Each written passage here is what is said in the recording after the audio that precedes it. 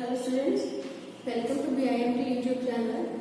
BBA second year marketing management का topic पढ़ रहे हैं हम लोग। ठीक है बेटा, यूनिट 4 हमारी स्टार्ट हो गई यहाँ से। ठीक है, इसमें हम लोग प्राइसिंग पे डिस्कस करेंगे। ठीक है, किस पे डिस्कस करेंगे? प्राइसिंग पे। तो बेटा प्राइसिंग क्या होती है और इसमें आपका आएगा प्राइसिंग क्या होती है, कैसे हम लोग किसी प्रोडक्ट की प्राइस फिक्स करते हैं, क्या क्या फैक्टर्स आपके प्राइस को इन्फ्लुएंस करते हैं, ये सब चीजें हम किस में देखेंगे बेटा? प्राइसिंग में देखेंगे। ठीक है, तो देखिए प्राइस होता है वो वैल्यू जो आपके प्रोडक्ट को मार्केट में स्टैंड कराती है, या आपके प्रोडक्ट की वैल्यू, आपके प्रोडक्ट की मनी वैल्यू क्या होती है बेटा? ये प्राइसिंग होती है ना। तो देखो अब तक हमने बहुत सारी चीजें पढ़ी है 11th 12th की इकोनॉमिक्स में, या फिर फर्स्ट ईयर आपने इकोनॉमिक्स में पढ़ लिया होगा छोटी छोटी चीजें कि प्राइसिंग को फिक्स कराने में सबसे बड़ा फैक्टर तो आपका कॉस्ट ही होती है, कितनी कॉस्ट आ रही है, आपका प्रॉफिट परसेंटेज आपको कितना चाहिए। ठीक है, उसके बाद मार्केट में जितने मार्केट आपका प्राइस को इफेक्ट करता है। ठीक है, सब्सिट्यूट गुड्स के प्राइस आपके इफेक्ट करते हैं, डिमांड सप्लाई वगैरह का जो प्राइस रिलेशन होता है उसके अकॉर्डिंग भी प्राइस फिक्स होता है। ठीक है, बहुत सारे फैक्टर होते हैं ये फैक्टर। ठीक है, तो देखते हैं जरा आज क्या क्या है प्राइसिंग के टॉपिक पे। सब चीजें आपको रिवाइंड करनी है। ठीक है, सब चीजें पढ़ रखी है, बहुत इजी टॉपिक है। तो देखिए, pricing is the method of determining the value of producer will get in the exchange of goods and services. क्या है बेटा प्राइसिंग? वो मेथड, वो वैल्यू है जो गुड्स एंड सर्विसेज एक्सचेंज करने पर, मतलब किसी को देने पर आपको जो वैल्यू रिसीव हो रही है वो क्या है बेटा? Pricing. Okay, simply pricing method is used to set the price of producers offering relevant to both the producer and customer. वो ऑफरिंग है प्रोड्यूसर की जो दोनों के लिए ही रेलेवेंट है, आपके प्रोड्यूसर के लिए भी और कस्टमर के लिए भी।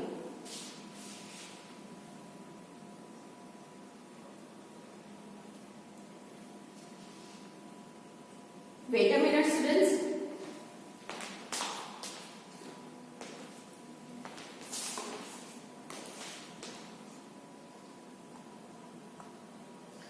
Every business operate with the primary objective of earning profit. ठीक है, हर बिजनेस आपका प्राइमरी ऑब्जेक्टिव क्या होता है बेटा?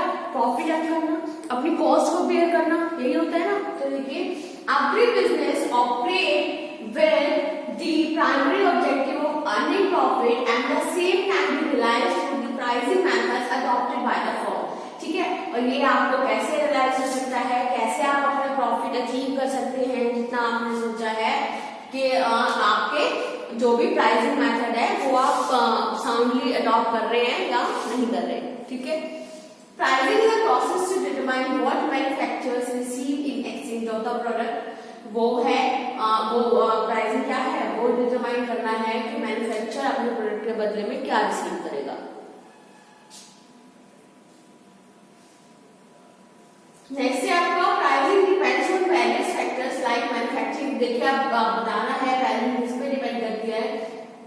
मैन्युफैक्चरिंग कॉस्ट, जितनी आपकी कॉस्ट आई है अब तक प्रोडक्ट को बनाने की, देन आपका रॉ मटेरियल कॉस्ट जो आप रॉ मटेरियल लगा रहे हैं, and the third one is your profit margin.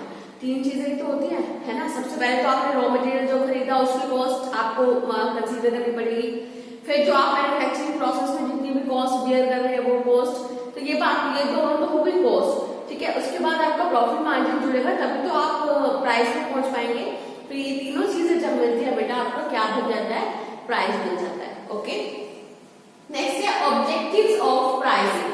The main objective of pricing can be learn from the following point. क्या क्या ऑब्जेक्टिव्स होते हैं देखिए प्राइसिंग के। The very first is maximization of profit in short run. ठीक है, थोड़े ही time में अपने प्रॉफिट को बढ़ाना। ठीक है, एक मतलब मैक्सिमाइज करना, बढ़ाते रहना। तो किसका ऑब्जेक्टिव है? ये प्राइसिंग का। नेक्स्ट है optimization of profit in long term. और लॉन्ग रन के लिए भी आपको प्रॉफिट को ऑप्टिमाइज करना, मतलब कितना प्रॉफिट आपको आता ही रहेगा। शॉर्ट रन में मैक्सिमाइज करते हैं, बढ़ाते हैं, और लॉन्ग रन में क्या करते हैं बेटा?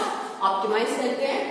मैक्सिमम रिटर्न ऑन इन्वेस्टमेंट, जितना भी आपने इन्वेस्ट किया है, ठीक है, उस पर आपको कितना रिटर्न मिल रहा है, तो वो रिटर्न भी तो मैक्सिमम होना चाहिए ना।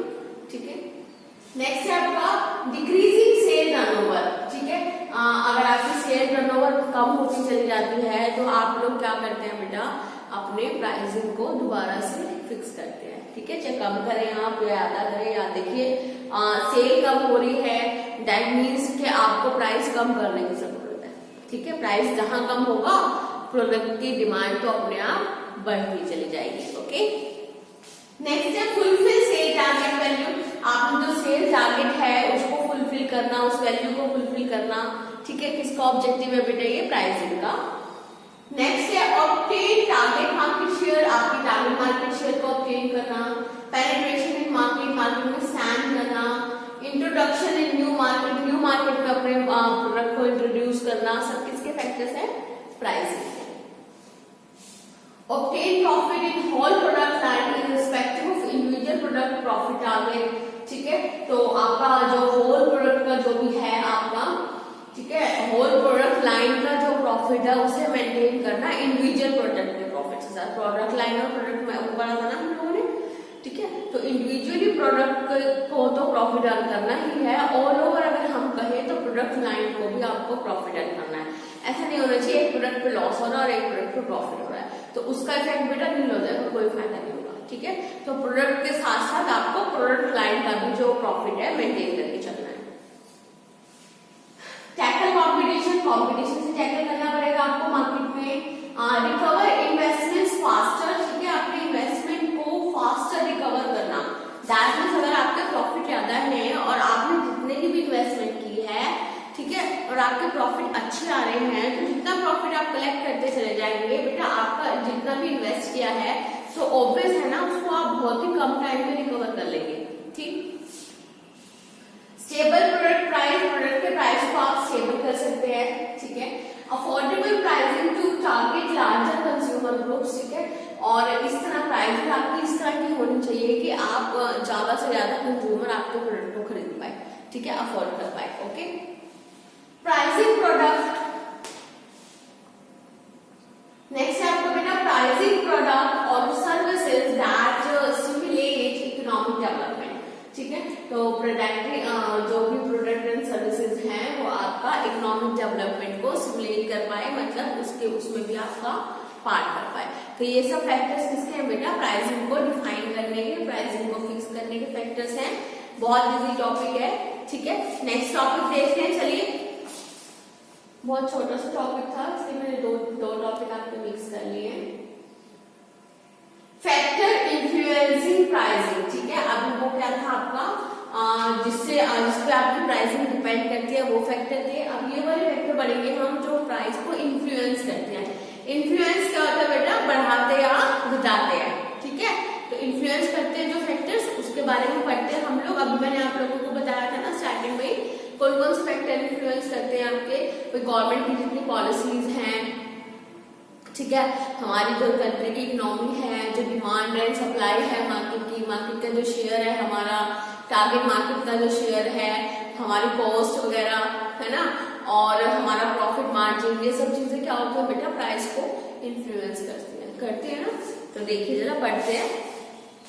The pricing of a product is influenced by various factors as price involves many variables, ठीक है। तो जो प्राइसिंग के जितने भी इन्फ्लुएंस होता है आपका प्राइसिंग, बहुत सारे फैक्टर्स हैं, ठीक है, क्योंकि जो प्राइस है आपका बहुत सारे फैक्टर इन्वॉल्व होते हैं इसमें, okay. Factors can be categorised into two, ठीक है। दो तरह के फैक्टर्स होते हैं आपके, ठीक है, एक तो वेरिएबल और एक नॉन वेरिएबल, ठीक है। वेरिएबल या फिर नॉन वेरिएबल, नॉन वेरिएबल को आप लोग फिक्स फैक्टर भी कहते हैं, ठीक है। फिक्स फैक्टर बेटा आपके ऐसे होते हैं जो हमेशा फिक्स रहते हैं, जिनकी चेंज होने की कोई भी संभावना नहीं है। लॉन्ग रन में चेंज हो सकते हैं, ओके, बट शॉर्ट रन में वो चेंज नहीं होते, ठीक है। तो वो कौन से होते हैं बेटा, फिक्स फैक्टर आपके। और वेरिएबल कौन से होते हैं, जो कंजम्पशन के साथ साथ एक यूनिट कंज्यूम होने के साथ साथ आपके बढ़ते चले जाते हैं, हर यूनिट पर बढ़ते चले जाएंगे, ठीक है। जैसे मैं एग्जांपल देती हूँ आप लोगों को, अगर आप लोगों ने इंश्योरेंस कराना है अपनी मशीन का, ठीक है, तो मशीन का इंश्योरेंस कराना है, 10 साल की लाइफ होती है, आप कॉस्ट ऑफ लाइफ कर लेते हैं 10,000 हर साल वही तो चलता रहेगा। 1 लाख की मशीन है और 10 ईयर लाइफ है, तो हर साल आपको कितना डेप्रिसिएशन लगाना है, ये इस तरह का जो आपकी कॉस्ट है, इस तरह का जो आपका एक्सपेंस है बेटा, क्या होता है ये फिक्स एक्सपेंस। ओके, अगर मैं वेरिएबल की बात करूं तो वेरिएबल क्या होता है, रॉ मटेरियल आपको 1 यूनिट को बनाने के लिए 1 रॉ मटेरियल लगता है, ठीक है। तो 10 यूनिट को बनाने के लिए 10 लगेंगे, 20 यूनिट को बनाने के लिए 20 रॉ मटेरियल की जरूरत, यूनिट ऑफ रॉ मटेरियल की जरूरत होगी आपको। तो बेटा जो प्रोडक्शन के साथ साथ जो बढ़ते रहते हैं वो होते हैं आपके वेरिएबल एक्सपेंसेस, ठीक है। और जो नहीं बढ़ते हैं, चाहे कितना भी प्रोडक्शन हो, रेंट है आपका 5000 का बिल्डिंग का रेंट दे रहे हैं तो बेटा 5000 का रेंट देंगे आप, ठीक है। लॉन्ग रन में हो सकता है वो चेंज हो जाए, बट प्रोडक्शन वाइज तो चेंज नहीं होगा ना आपका। अगर प्रोडक्शन आप 10 यूनिट का कर रहे हैं तो 5000 दे रहे हैं, 100 यूनिट का कर रहे हैं तो 50000 दे रहे हैं, ऐसा तो नहीं होगा ना, ठीक है। तो ये आपके कैसे होते हैं बेटा, कैसे होते हैं फिक्स फैक्टर, वो जो चेंज नहीं होते हैं, वेरिएबल वो जो प्रोडक्शन के साथ साथ आपके चेंज होते रहते हैं, ठीक है। देखिए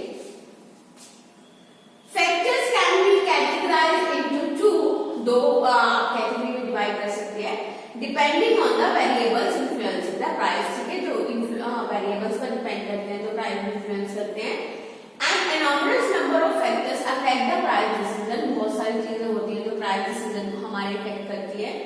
A marketing manager should identify and study the relevant factor affecting the pricing, ठीक है। एक मार्केटिंग मैनेजर को वो सब चीजें आइडेंटिफाई करनी है, ठीक है, और आपके स्टडी करने हैं जो भी रेलेवेंट फैक्टर हैं आपके प्राइसिंग को इफेक्ट करते हैं, okay. The sub factors are internal to organize and hence, कुछ फैक्टर्स कैसे होते हैं बेटा इंटरनल, और कुछ फैक्टर कैसे होते हैं आपके एक्सटर्नल। तो देखिए ये कह रहा है some factors are internal to organization and hence controllable, और ये कैसे होते हैं आपके कंट्रोलेबल होते हैं, while other factors are external और environmental are uncontrollable। कुछ फैक्टर्स कैसे होते हैं एक्सटर्नल होते हैं या वो होते हैं आपके एनवायरमेंटल, जो कि आपके कैसे होते हैं, किस नेचर के होते हैं, अनकंट्रोलेबल, उनको आप कंट्रोल नहीं कर सकते, ठीक है। जैसे मैं आपको एग्जांपल दूं, सर्दियों में आइसक्रीम ज्यादा कोल्ड भी आपको कोल्ड स्टोरेज की जरूरत नहीं पड़ती, ठीक है, लेकिन गर्मियों में आइसक्रीम बेचना और बनाना बहुत ही ज्यादा आपको कोल्ड स्टोरेज की जरूरत पड़ती है, ठीक है। तो ये सब इंटरनल एक्सटर्नल फैक्टर हैं आपके, ठीक है। तो देखिए जरा, the one is internal factor. Internal factor are internal to organization, वो होते हैं जो ऑर्गेनाइजेशन के अंदर होते हैं, हैंस आर कंट्रोलेबल, इसलिए हम इन्हें कंट्रोल भी कर सकते हैं। These factors play vital role in pricing decision, बहुत बड़ा रोल प्ले करते हैं प्राइसिंग डिसीजन में। They are known as organizational factors, क्या कहते हैं इन्हें, इंटरनल है ना ऑर्गेनाइजेशन के, तो इन्हें ऑर्गेनाइजेशनल फैक्टर भी कहते हैं। Manager who is responsible to set price and formula pricing policies and strategies is required to know adequately for these factor. जो भी मैनेजर आपका प्राइस सेटिंग को देख रहा है, प्राइसिंग फॉर्मूला को देख रहा है, वो अपने कंसीडर इंटरनल जितने भी कंसीडर करने हैं फैक्टर्स या कंट्रोल करने हैं, वो मैनेजर इसे देखेगा, ठीक है। तो ये आपको दिया है, देखिए जरा ग्राफ है, ये है फैक्टर अफेक्टिंग प्राइसिंग डिसीजन, कुछ समान इंटरनल फैक्टर्स एंड समान एक्सटर्नल फैक्टर्स। पीडीएफ अटैच हो जाएगी, अगर आपको विजिबिलिटी की कोई भी प्रॉब्लम है पहले तो सुन लीजिए, फिर वर्ड टू वर्ड आप उससे मैच कर लीजिएगा, ओके। तो देखिए internal factors, top level management, ठीक है, आपका मैनेजमेंट जो है system, element of marketing mix जो हम लोग पढ़ के आए हैं, उसके एलिमेंट से भी प्राइसिंग पे आपका इफेक्ट आता है, ठीक है। आपका कौन कौन से थे मार्केटिंग मिक्स में, 4 पीस पढ़े थे ना हम लोगों ने, प्रोडक्ट, प्राइस, प्लेस, प्रमोशन पढ़े थे ना 4 पीस, तो वो उससे भी आप लोग क्या कर सकते हैं, अपने वो जो आपके फैक्टर होते हैं, कैसे फैक्टर है बेटा, इंटरनल फैक्टर है, ठीक है। Degree of product differentiation, product differentiation की डिग्री, कितना हमारा प्रोडक्ट मार्केट में डिफरेंट कर रहा है, या हम लोग उसको कितना डिफरेंट बनाना चाहते हैं मार्केट में अवेलेबल चीजों से। और कॉस्ट, आपके ऑब्जेक्टिव्स के, कंपनी के क्या ऑब्जेक्टिव्स हैं, प्रॉफिट वगैरह मतलब कितना प्रॉफिट मार्जिन रखना है उसको, ठीक है। तो ये जो कंपनी के ऑब्जेक्टिव्स होते हैं वो आपके कैसे फैक्टर्स होते हैं बेटा, internal factors. Stage of product life cycle, product life cycle की आपकी स्टेज, प्रोडक्ट क्वालिटी आप कितनी मेंटेन कर रहे हैं, वो भी आपका इंटरनल फैक्टर में है। ब्रांड एक्सपेंस होता है अपने प्रोडक्ट को ब्रांड इमेज बनाने के लिए, ठीक है। तो ये सब चीजें कैसी हैं आपकी इंटरनल फैक्टर्स हैं। नेक्स्ट है आपका कैटेगरी और क्लास ऑफ प्रोडक्ट, ठीक है। कैटेगरी और क्लास ऑफ प्रोडक्ट है आपका, और last but not the least is market share, ठीक है।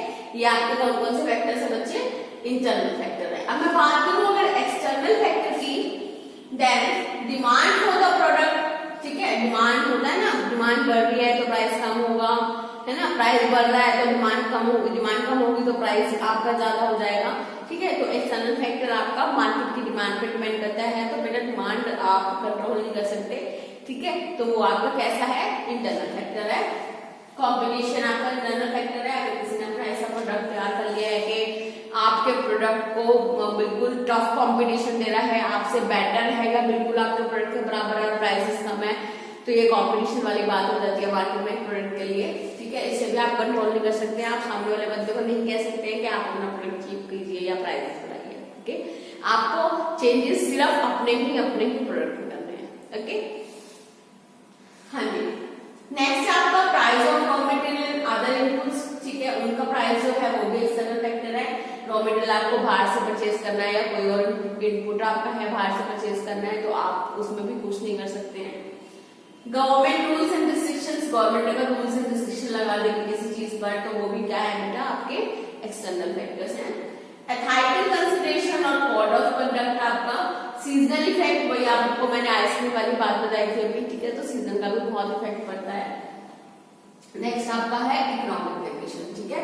देश की जितनी इकोनॉमिक कंडीशन आपकी अच्छी होगी तो चीजें आप कम प्राइसेस पर डील कर पाएंगे। जितनी कंडीशन बेकार होती चली जाएगी, आपके क्या होते जाएंगे, प्रोडक्ट के प्राइसेस क्या होते चले जाएंगे, महंगाई बढ़ती चली जाएगी, है ना। कोरोना की वजह से जितने दिन का बैन लग रहा है या जितना भी लॉकडाउन हुआ, सबकी हालत खराब हो चुकी है इस टाइम, है ना।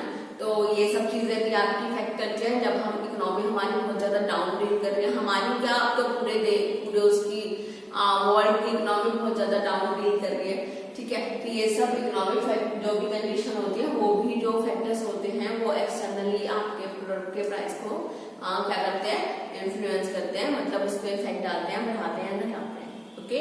तो इसको मैं बाद में नीचे मैंने इसमें सारा आपने डिफाइन कर रखा है, मैं इसे दोबारा पढ़ाऊंगी, ठीक है। डीप हम थ्योरी पार्ट पढ़ेंगे इसका। आज के लिए इतना ही, वीडियो बहुत लंबा हो जाएगा, ठीक है। If someone have any problem you can post it to the comment box, ठीक है। And we will attach this PDF to the description box of the series. Thank you so very much.